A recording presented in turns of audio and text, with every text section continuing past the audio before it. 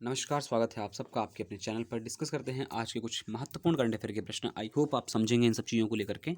तो चलिए नए प्रश्न की ओर देखते हैं। पहला प्रश्न हमारा सामना है कि भारत में विलुप्त हो चुके चीते को दक्षिण अफ्रीका से भारत लाया जाएगा। यानी कि भारत में चीते की कोई भी प्रजाति वर्तमान में नहीं रहती है और ये पूरी तरीके से विलुप्त हो चुका है और पुनः इसे लाने का काम कहाँ से किया जाएगा? दक्षिण अफ्रीका से किया जाएगा। अब एक प्रश्न बनता है कि दक्षिण अफ्रीका से लाया जाएगा तो कहाँ लाया जाएगा और कब लाया जाएगा और कितनी संख्या में लाए जाएंगे? तो देखिए समझिएगा इस बात को लेकर के कि 1952 में भारत सरकार ने चीते को क्या कर दिया गया था कि विलुप्त घोषित कर दिया गया। लेकिन यहाँ से पहले एक बात को ध्यान रखिएगा कि 1947 में 1947 में पहली बार, यानी कह सकता हूँ अंतिम रूप से इसे छत्तीसगढ़ में देखा गया था और उसके बाद जब ये मर गया, ये जो अंतिम देखने वाला चीता था, उसके बाद 1952 में इसे विलुप्त घोषित कर दिया गया। यानी कि इसके बाद कोई भी उपस्थिति देखी नहीं गई चीते की, राइट।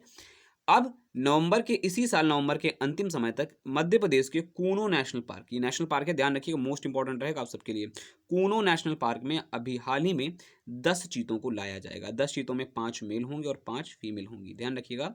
तो टोटल 10 संख्या होगी किसकी? चीतों की, जो कि लाए जाएंगे कहाँ? कूनो नेशनल पार्क में। चलिए कुछ फैक्ट बताता हूँ मैं आपको चीते के बारे में। चीते के बारे में आप एक बात समझिएगा कि चीता दुनिया में सबसे तेज दौड़ने वाले जानवरों में गिना जाता है। इसकी जो गति है वो 80 से 120 किलोमीटर प्रति घंटे की स्पीड से दौड़ सकता है। मजे की बात यह है कि जो ये चीता है ये मूल रूप से मध्य ईरान और अफ्रीका का मूल निवासी माना जाता है। अगर आपसे कभी पूछे कि बताइए ये कहाँ का मूल निवासी जीव है, तो आपका उत्तर होगा कि ये अफ्रीका और मध्य ईरान का ही मूल निवासी है, राइट। एक इंपॉर्टेंट बात और यहाँ पर मेंशन कर देता हूँ कि 2016 में आखिरी बार इसकी जानकारी आई थी कि कितने चीते दुनिया भर में हैं। तो वर्तमान में 2016 के अनुसार पूरी दुनिया में 7100 यानी कि 7100 चीते ही दुनिया में उपस्थित रह गए हैं। तो आप सबको ये ध्यान रखना है कि ये कूनो नेशनल पार्क मध्य प्रदेश में लाए जाएंगे। कितने लाए जाएंगे? तो 10 लाए जाएंगे। इसे विलुप्त कब घोषित किया गया था? तो 1952 में। अंतिम बार कहाँ देखा गया? तो 1947 में। कहाँ? तो आप बताएंगे कि भाई साहब छत्तीसगढ़ में से अंतिम बार देखा गया था। बाकी कुछ फैक्ट हैं, आप सब याद रखिएगा। चलिए आगे बढ़ते हैं अगले प्रश्न की ओर। अगला प्रश्न ये है कि कांगो रिपब्लिक एक अफ्रीकन नेशन है, अफ्रीकी कंट्री है, और उसी में ही एक माउंटेन है, उसका नाम है माउंटेन न्यारागोंगो ज्वालामुखी। ये आप ध्यान देखें, ये भाई साहब सेल्फी ले रहे हैं और इस सेल्फी के आसपास नीचे, अगर नीचे आप देखें तो ये जो क्रेटर है, ये क्रेटर से धीरे धीरे लावा निकल रहा है। ये पूरा ज्वालामुखी का एक कहीं ना कहीं क्रेटर है और ये क्रेटर छोटा मोटा नहीं, मैं आपको बता दूं, ये 2 किलोमीटर में बना हुआ एक क्रेटर है, यानी बहुत बड़ा क्रेटर है। और इसी के दूसरी पिक्चर में आप देखिएगा कि लावा निकल रहा है। लावा निकलने के जस्ट नीचे आप नीचे देखिएगा कि एक पूरी एक बस्ती टाइप की दिखाई दे रही है, जो आपको लग रहा है बल्ब जैसे जल रहे हैं, ठीक। तो ये बल्ब नहीं है एक्चुअली, ये पूरा शहर बसा हुआ है। शहर का नाम है गोमा। और इस ज्वालामुखी के फटने के बाद गोमा शहर को खाली करने का आदेश दिया गया है। तो सारी चीज़ों को आप समझिएगा कि कहाँ पर माउंटेन ग्यारागोंगो है, क्यों इतना ज़्यादा चर्चा में है, क्यों नहीं है। चलिए आगे देखते हैं इस प्रश्न की ओर। इसलिए मैं आपको एक पिक्चर दिखाता हूँ। ये पिक्चर किसकी है? तो ये पिक्चर बेसिकली है तो कांगो की ही, लेकिन यहाँ पर बेसिकली जो मैंने इसमें जो लिया हुआ है वो है विरुंगा नेशनल पार्क को। विरुंगा नेशनल पार्क 1925 में बनाया गया था। ये कहीं न कहीं स्थापित किया गया था और ये पूरे अफ्रीका का पहला संरक्षित क्षेत्र था। यानी कि पहला ऐसा क्षेत्र था जिसे संरक्षित क्षेत्र घोषित किया गया था पूरे अफ्रीका में, राइट।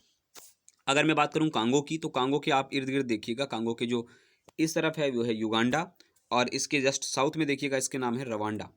यहीं से लगा हुआ जो आप ये ग्रीन कलर का क्षेत्र देख रहे हैं, यही है आपका नेशनल पार्क। कौन सा नेशनल पार्क? तो विरुंगा नेशनल पार्क। इसके दक्षिण में बिल्कुल आप देखिएगा तो ये जो आपको शहर दिखाई दे रहा है, ये शहर है गोमा। और इसके जस्ट आप अगर उत्तर में देखेंगे तो यही आपका ज्वालामुखी है। कौन? माउंट न्यारागोंगो। इससे पहले ये 2002 में फटा था, 2002 में फटा और 250 लोग मारे गए इसके कारण। इसीलिए बहुत ज़रूरी बात है कि ये उसके करीबी में जो शहर है गोमा, इसे खाली कराया जाए जिससे कि जान माल की दुर्घटनाएं ना हो। तो आई होप आपको समझ में आ गया होगा कि कांगो रिपब्लिक में माउंट न्यारागोंगो की अवस्थिति क्या है, गोमा शहर कहाँ पर है, क्योंकि ऐसे क्वेश्चन आपसे पूछे जाते हैं। एक क्वेश्चन मैं आपको और मेंशन कर दूं कि ये 1925 में संरक्षित क्षेत्र तो घोषित किया गया, जितना भी आप ये देख पा रहे हो ये वाला एरिया, ठीक है। इसे विश्व धरोहर सूची में भी शामिल किया गया। कब? तो 1994 में। ध्यान रखना, विरुंगा नेशनल पार्क 1994 में विश्व धरोहर सूची में भी शामिल हो गया था। चलिए अगले प्रश्न की ओर बढ़ता हूं। तो अगला प्रश्न हमारे सामने है कि G7 के जो पर्यावरण मंत्रियों की जो बैठक है उसकी अध्यक्षता किसकी अध्यक्षता में करी गई? यूके की अध्यक्षता में करी गई। बहुत बड़ी बड़ी बातें करी गई। G7 की जब मीटिंग हुई, जो पर्यावरण मंत्रियों की क्या क्या बातें करी गई, देखिए समझिएगा। तो इन्होंने कहा कि 2021 के अंत तक जो भी कोयले से संचालित उपक्रम हैं उनके ऊपर पहली बात आप रोक लगा दीजिएगा। यानी कि जो भी कोल रिलेटेड उपक्रम हम चला रहे हैं उनको रोक लगा दीजिएगा। And second important thing, G7 ने क्या कहा कि 2050 तक हम नेट जीरो की बात करेंगे। नेट जीरो मैं आपको क्लास में भी बता चुका हूँ, मैं दोबारा बता दूँ। नेट जीरो का मतलब ये कि आप जितना उत्सर्जन करेंगे उसे पूरी तरीके से ख़त्म भी करेंगे। आप मान लेते हैं कि हम कि 1 टन कार्बन डाइऑक्साइड उत्सर्जन किया, तो उसे आप ख़त्म भी आप ही करेंगे 1 टन कार्बन डाइऑक्साइड। कैसे करेंगे वो आपकी जिम्मेदारी। तो जो G7 नेशन है कौन कौन है? Canada, France, Germany, Italy, Japan, United kingdom, वही आपका यूएस, अमेरिका वगैरह। तो ये कुल 7 ऐसे देश हैं जो कि कहाँ पे उसमें कटिबद्ध तरीके से G7 में जुड़े हुए हैं। G7 की स्थापना 1975 में हुई थी, ये भी ध्यान रखिएगा। G7 की अगली बैठक जो होनी है, मैं आप नीचे कमेंट बॉक्स में बता दीजिए कहाँ होनी है, जहाँ पर इसे G7 को बढ़ा करके G10 होने की बात करी जा रही है। ध्यान रखिएगा, नीचे कमेंट बॉक्स में मुझे बताइएगा, ठीक है। तो ये सारी बातें करी गई हैं, ध्यान रखना। ये नेशन इसमें कुल 7। मैं आगे एक प्रश्न और रिलेटेड है, मैं आपके और डिस्कस करता हूँ आगे। चलिए अगले प्रश्न और देखते हैं क्या है। अगला प्रश्न ये है कि दिल्ली विश्वविद्यालय के अध्ययन के अनुसार दिल्ली के भीतर 8 नई प्रजातियां सांपों की पाई गई हैं। अब ये जब सर्वेक्षण हो गया तो माना गया कि ये अब दिल्ली में 23 प्रजातियां सांपों की रहती हैं, ठीक है। पहले यानी कि कम थी, पहले थी 25 इसमें सॉरी 15, इसमें 8 और ऐड हो गई हैं, हो गई हैं 23। तो ये कौन कह रहा है? ये द हिंदू ने इन्वायरमेंट सेक्शन के तहत कवर किया है। ये इंपॉर्टेंट खबर रहेगी आप सबके लिए, ध्यान रखना। तो Delhi records 8 more species of snake, यानी कि 8 नई प्रजातियों को और जोड़ दिया है दिल्ली के भीतर। दिल्ली विश्वविद्यालय का पूरा अध्ययन था, ध्यान रखिएगा इस बात को लेकर के। आगे बढ़ते हैं अगले प्रश्न की ओर। अगला प्रश्न कहता है कि भारत के नेतृत्व में राष्ट्रमंडल देशों ने तीनों नहीं लिखा हुआ एक्चुअली, यहाँ पर टीके लिखा हुआ है, टीके के समान पहुँचने की मांग करी। यानी टीका जो कोविड का जो टीका है उसे समान रूप से हर देश को पहुँचाया जाए, इसके लिए बाकायदा राष्ट्रमंडल नेशन जो कॉमनवेल्थ नेशन है उन्होंने बात कही, और उनकी अगुवाई किसने करी? भारत ने करी। ध्यान रखना, दिक्कत क्या है मैं आपको बताता हूँ। दुनिया में 83% ऐसे देश जो कि उच्च आय या उच्च मध्यम आय वाले देश हैं, उनके पास 83% वैक्सीन डोज पहुंच चुके हैं। यानी कि लगभग मात्र 17% ऐसी उनकी जनसंख्या है जहां पर उनके डोजेज अवेलेबल नहीं हैं, यानी धीरे धीरे पहुंच रहे हैं। लेकिन जो गरीब देश हैं वहां पर आज भी ये समस्या बनी हुई है कि वहां पर वैक्सीनेशन पूरी तरीके से नहीं जा पा रहा है। इसके लिए आवश्यकता है कि जो सारे देश हैं या वैक्सीन निर्माता बड़े बड़े देश हैं वो समान रूप से वितरण करें वैक्सीन का, क्योंकि मान लेते हैं गरीब देश अगर मर रहा है तो अमीर देश को अगर बचाने की फिराक में ये सब चीज़ें ठीक नहीं है। ये बात राष्ट्रमंडल ने बोली है, कॉमनवेल्थ नेशन ने बाकायदा सारे लोगों ने मिलकर के बोला है। एक बार मैं आपको बता दूं, ये आप मैप देख पा रहे होंगे, ये सारे वही देश हैं, कॉमनवेल्थ नेशन ही हैं सारे, जितने भी आप देश देख पा रहे हो। कॉमनवेल्थ का मतलब ये ना कभी वो रानी के अधिकार क्षेत्र में रहे हों, वही होते हैं कॉमनवेल्थ नेशन। वर्तमान में कॉमनवेल्थ नेशन की संख्या है टोटल कुल 54 देश आते हैं, और राष्ट्रमंडल जो प्रमुख हैं वो हैं क्वीन एलिजाबेथ सेकंड। ध्यान रखना, अगर आपसे कभी पूछे कि राष्ट्रमंडल जो जो चेयरमैन है या राष्ट्रमंडल की प्रमुख हैं कौन है, तो आपका उत्तर होगा क्वीन एलिजाबेथ सेकंड। अंतिम रूप से कॉमनवेल्थ को 1949 में गठित किया गया था।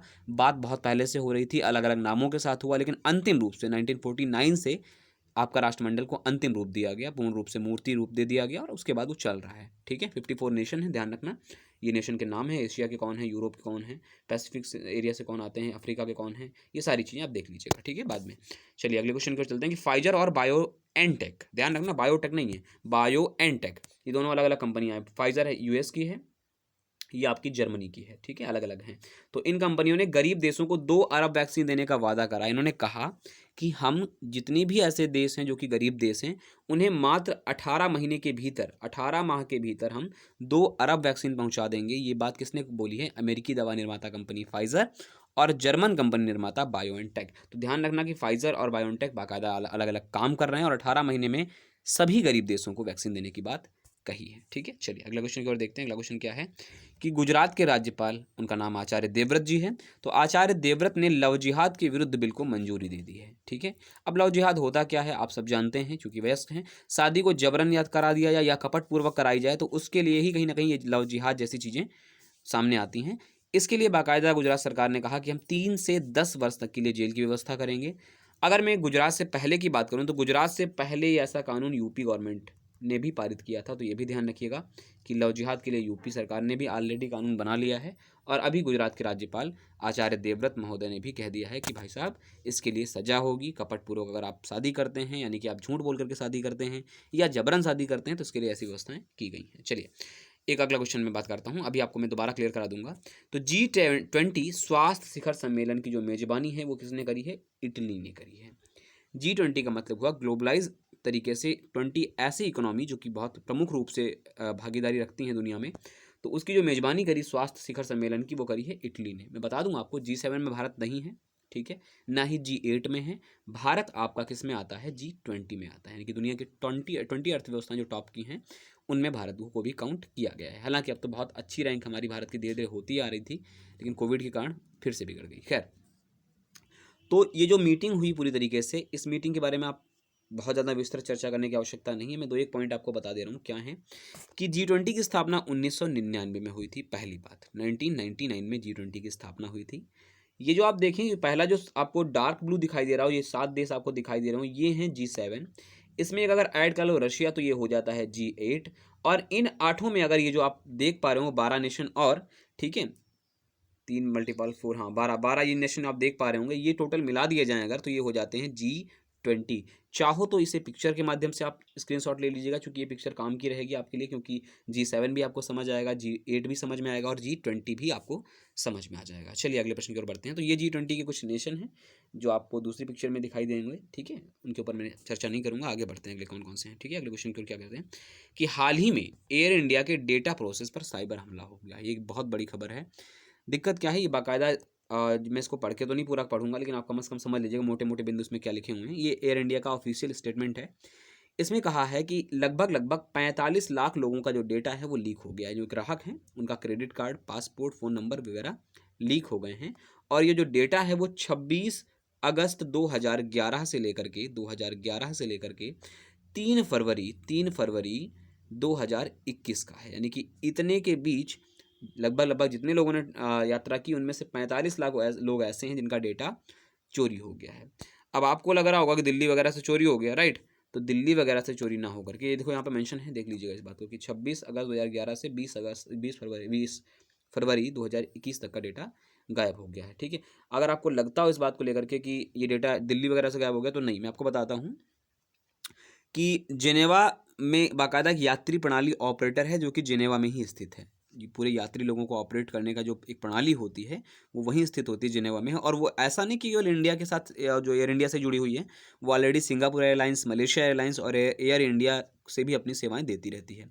तो ये डेटा वहीं से चोरी हो गया। ये बहुत बड़ी बात है कि 45 लाख लोगों का डेटा जो है वो चोरी हो गया है एयर इंडिया की ओर से। तो एयर इंडिया के चेयरमैन कौन है, ध्यान रखना, एयर इंडिया के चेयरमैन, चूंकि चर्चा में आ गया जरूर पूछा जाएगा। तो राजीव बंसल साहब एयर इंडिया के कौन है, चेयरमैन है। ध्यान रखना इतनी बात को लेकर के। चलिए आगे बढ़ते हैं। ये संख्या जरूर ध्यान रखना, कितने लाख लोगों का डेटा चोरी हो गया और कौन सी एयर कंपनी थी, क्योंकि आपसे घुमाएगा, एयर इंडिगो देगा, कहीं कुछ देगा, तो ध्यान रखिएगा। चलिए अगला क्वेश्चन है कि सरकार ने संजीवनी परियोजना प्रारंभ करी है। एक्चुअली सरकार कौन वाली सरकार, तो ये सरकार है हरियाणा सरकार।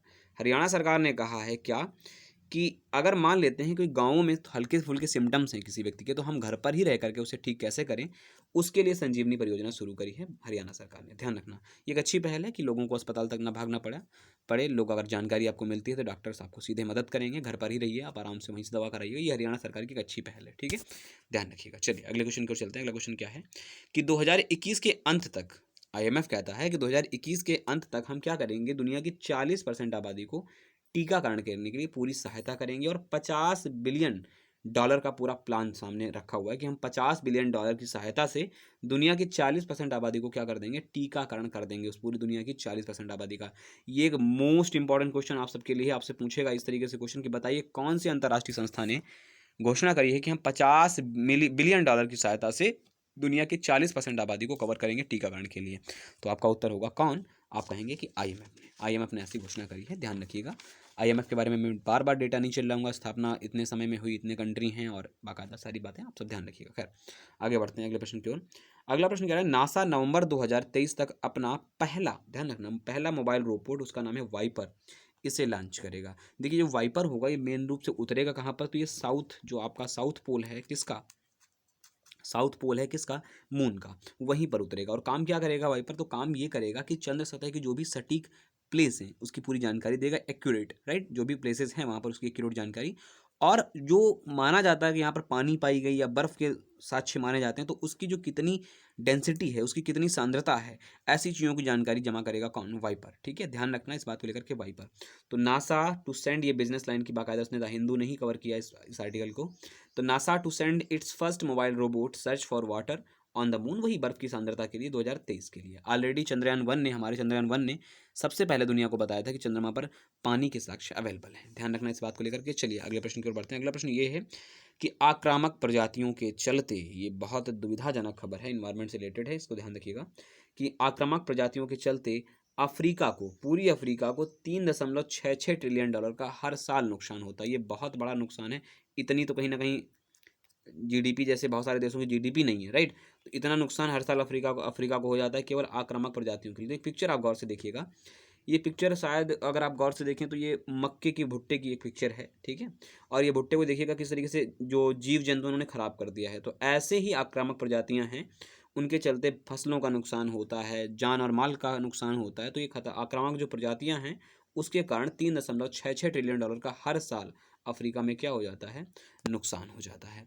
तो आई होप आपको वीडियो सेशन पसंद आया हो। वीडियो सेशन में अगर कोई भी डाउट होता है तो नीचे कमेंट बॉक्स में पूछिएगा। वीडियो ज़रूर देखा करें पूरी तरीके से, क्योंकि आप अपडेट रहते हैं चीज़ों को लेकर के और हमें भी अच्छा लगता है कि ठीक है, कोई मेहनत करता है, कोई व्यू देखता है, तो ज़रूरी है ये सब चीज़ें सामंजस्य होना। चलिए बने रहें हमारे साथ। नमस्कार।